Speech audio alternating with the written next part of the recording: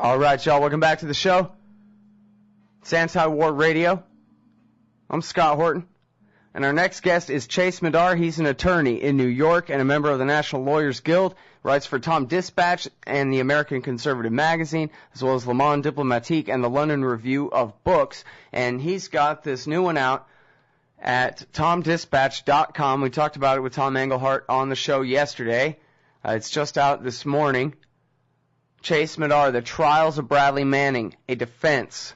Why Bradley Manning is a patriot, not a criminal. An opening statement for the defense of Private Manning. Welcome back to the show, Chase. How are you doing? I'm doing great. Great to be here again, Scott. Well, I'm very happy to have you here. Now, I think I should just be quiet and let you make your statement as best you can. We got 2 10-minute segments here, and we'll treat our live audience today as our jury. Well, the pressure's on. Well, I'd like to introduce your audience to Private First Class Bradley Manning. He's someone who's been written about a lot, screamed about a lot on talk radio. And like all whistleblowers who upset the government, he is having his character impeached. He is being smeared right, left, and center. And it's important to know who Bradley Manning is, what he has done, and I think what a great patriot he really is, and what a great price he has paid for his love of country and to get us back on the right track in our statecraft and foreign policy. So Bradley Manning, he's an Army private first class, just turned 23 just a few days ago, and he comes from the small town of Crescent, Oklahoma, population 1281 according to the last census. He enlists in the military because he wants to give something back to his country, like so many young people who enlist, and to see a bit of the world. He deploys to Iraq in October 2009, and he is expecting that he will be helping Iraqis build a free and open society after the long nightmare of Saddam Hussein. Instead, Private Manning finds himself helping the Iraqi authorities round up Iraqi citizens simply for the act of distributing a pamphlet that investigates financial corruption in the Iraqi government. Where does the money go? That's the name of this pamphlet. Now, the penalty for distributing such a pamphlet in Iraq, it's not just a slap on the wrist. It's not just a fine. It's imprisonment. And we know, in large part thanks to Bradley Manning, that torture is incredibly widespread in the Iraqi prisons, and that the Iraqi authorities and Iraqi federal police have been torturing their own people in all kinds of atrocious ways. And we know that we knew this. We know that the U.S. military was quite aware of this. And let me just read to you some of the kinds of torture that the Iraqi military was doing, or that the Iraqi police and authorities were doing to Iraqi prisoners. Talking about shooting Iraqi prisoners dead, beating them to death, pulling out fingernails and teeth, cutting off fingers, burning with acid, torturing with electric shocks, all kinds of sexual abuse. Now, it is, and this is not uncertain in any way, it is a war crime to hand over prisoners to an authority that you know will torture them. And Bradley Manning, well, this is not what Operation Iraqi Freedom was meant to be all about to Bradley Manning or to anyone else. So Bradley Manning took his concerns up the chain of command. He told his commanding officer, hey, what's going on here? All they're doing is, passing out a pamphlet looking into financial corruption in the Iraqi government, which is notoriously corrupt, by the way. And we're handing them in to the authorities where they're likely to be tortured. There are all kinds of credible accounts of torture. Why are we doing this? Now, the response to Bradley Manning's question is not very encouraging. Bradley Manning is told to shut up and just help round up more prisoners. I mean, I ask you, is this what Operation Iraqi Freedom was really supposed to be all about? I don't think so. Anyway, the next time Bradley Manning encountered evidence of torture, he decided to do something else about it. And he is alleged to have leaked many documents, thousands of documents, about the war in Iraq to WikiLeaks. Now, I'm going to assume that Bradley Manning did these leaks, and because I think it's an admirable act. And if it turns out that Bradley Manning didn't do this, then, well, what I'm about to say goes for whoever did leak these documents to WikiLeaks. Because we, the American people, have a right to know about the important things that our government and our military is doing. We cannot function as a free society, as an open society, if we are left in the dark. These things are far too important to be left to just a narrow group of political elites, of military elites. So Bradley Manning is alleged to have leaked thousands of documents regarding the Iraq War, including the now infamous Collateral Murder video that shows the Apache helicopter gunship's view of, shooting dead 18-plus civilians in Baghdad in broad daylight. Bradley Manning is also alleged to have leaked thousands of documents about the Afghan war, showing that that war is going very poorly, much worse than we'd like to admit, including the Army's own report about what's called the Grenai Massacre, a U.S. military airstrike that destroyed the small town of Grenai, and according to the Afghan government, killed 140 civilians. I don't think that's how you win hearts and minds. This is something very much at odds with the PR we get about the Afghan war, that it's some kind of Peace Corps project that happens to have, a couple of 100,000 armed soldiers in it. So it's important that we know these things. And then Bradley Manning is also alleged to have leaked these, 250,000 State Department cables and diplomatic cables, which have, provided the world with a lot of amusement, but no real damage to the United States. So it's just important, first of all, to recognize why Bradley Manning did this. He did not do this as a vandal, as some hacker, as some, wild-eyed anarchist. This is a young man who loves his country, who enlisted because he loves his country, and wants to steer the United States back on the right path. We have a right to know about these incidents. They are important. They are not trivial. They are unknown to most Americans, but it's not as if the rest of the world doesn't know about this. If you ever watch Al Jazeera, which is readily available in most countries, although not in the United States, you hear reports, you see reports, and you see very graphic footage of dead bodies, dead civilians that have been killed by the U.S. military in Iraq and in Afghanistan. So the idea that this is destroying America's otherwise pristine name is just nonsense. It's too late for that.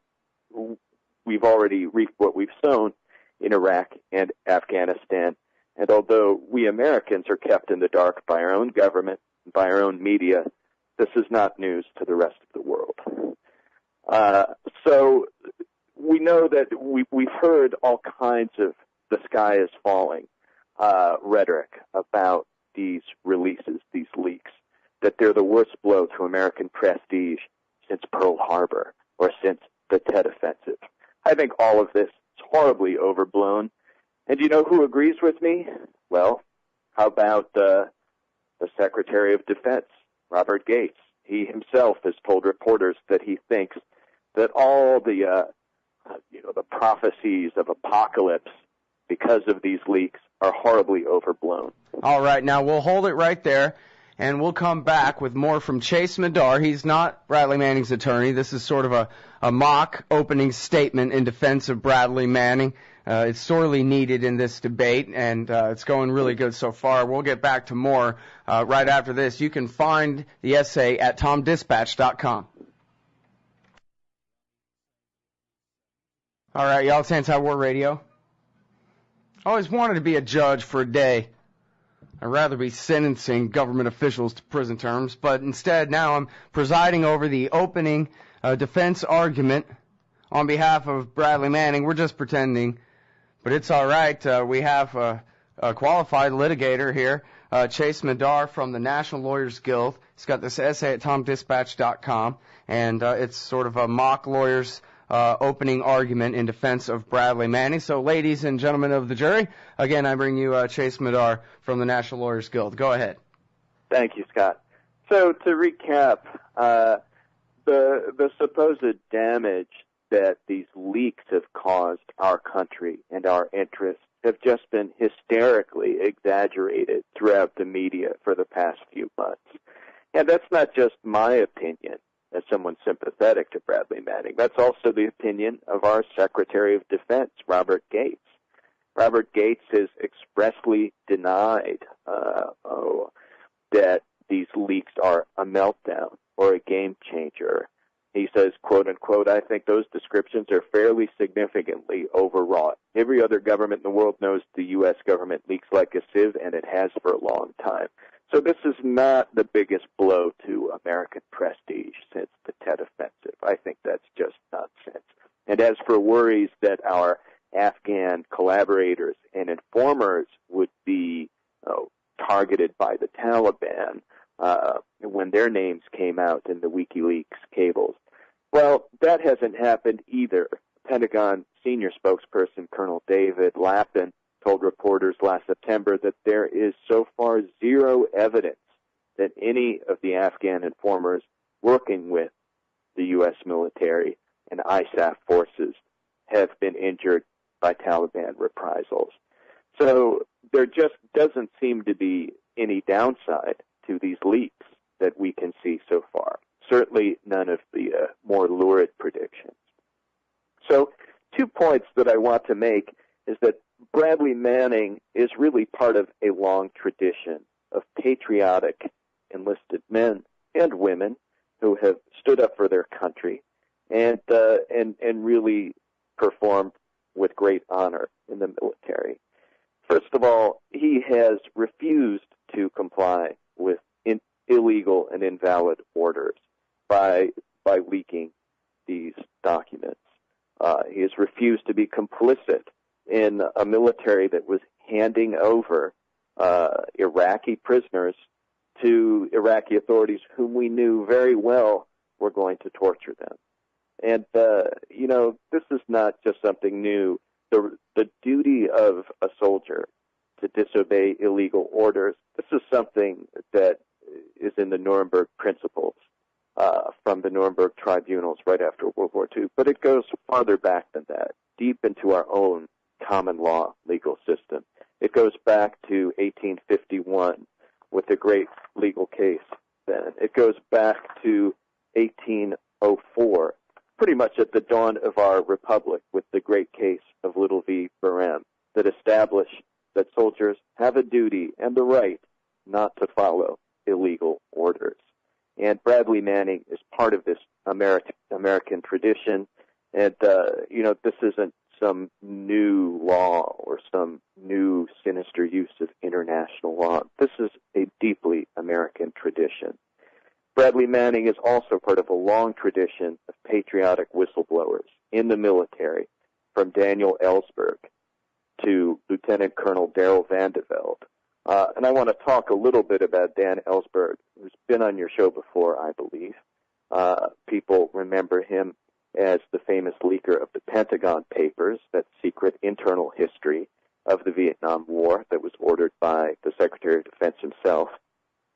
And people, 40 years later, may have the idea that Ellsberg must have been one of these hippies or some anti-American or, some long-haired subversive type. Well, nothing could be further from the truth. Daniel Ellsberg was a model Marine. He's someone who graduated first in his class at the Marine Corps Basic School, first in his class of 1,100 lieutenants. He served as a platoon leader and rifle company commander in the Marine 2nd Infantry Division for 3 years. And you know what? Daniel Ellsberg deferred his graduate studies so he could remain on active duty with his battalion during the Suez Crisis of 1956. Now think about that. This is exactly the opposite of what so many of our leaders, from Joseph Biden to Dick Cheney, have done. But Ellsberg deferred graduate school to stay in the military. He was a great whistleblower. He performed his duties as a soldier and as a citizen when he leaked Pentagon Papers with great honor. He's now a national hero, and even the State Department, which is crying that the sky is falling thanks to these WikiLeaks documents, now honors Dan Ellsberg as a great American and is sponsoring a documentary about Dan Ellsberg and what a great American he is in a traveling roadshow of American documentaries that the State Department is putting on. So really, Bradley Manning, he's not some foreign agent. He comes from a long American tradition of patriotic whistleblowers, specifically within the military. And I also want to point out that the idea that diplomacy should be conducted somewhat openly and somewhat in the public view with public input, this is not some radical new idea that just popped out of the head of Julian Assange or something new to the Internet era. This is something that's very old and also has deep roots in our American history. Everyone has heard of President Woodrow Wilson's 14 points for the League of Nations, but it's important to remember that the very first point of the 14 points calls for open and public diplomacy. I'd like to read it. Open covenants of peace, openly arrived at, after which there shall be no private international understandings of any kind, but diplomacy shall proceed always frankly and in the public view. Now think about that. Frankly and in the public view. I think this is exactly the national tradition that Private First Class Bradley Manning has sacrificed so much to uphold. And I think he should be given a medal for what he's done. All right, well, I want to congratulate you for what you've done here, Chase. I think it's a very important part of the debate, and we're almost out of time, but I was wondering if you could give a comment as to why it was that you wrote this great essay at Tom Dispatch and gave us your time giving your presentation today. Well, I'll tell you, whether you think that Bradley Manning is a hero or a scoundrel in large part depends on what you think of the past 10 years of American statecraft. I think most of us see the past 10 years of American diplomacy and foreign policy as a series of disasters. The war in Iraq, a nonstop disaster. We haven't reached the full whirlwind of that. Neither has the world. The war in Afghanistan and now Pakistan is going horribly. We, for the past 10 years, have been dealing with the consequences of foreign policy that is made in secret by a very narrow coterie of foreign policy leaders, and we are suffering for it. Bradley Manning is the antidote. Well, thank you very much. I really appreciate that. And everybody, again, it's at tomdispatch.com. It'll be under Tom's name at antiwar.com later on today. And, again, that's Chase Madar from the National Lawyers Guild. Thank you very much. Thank you.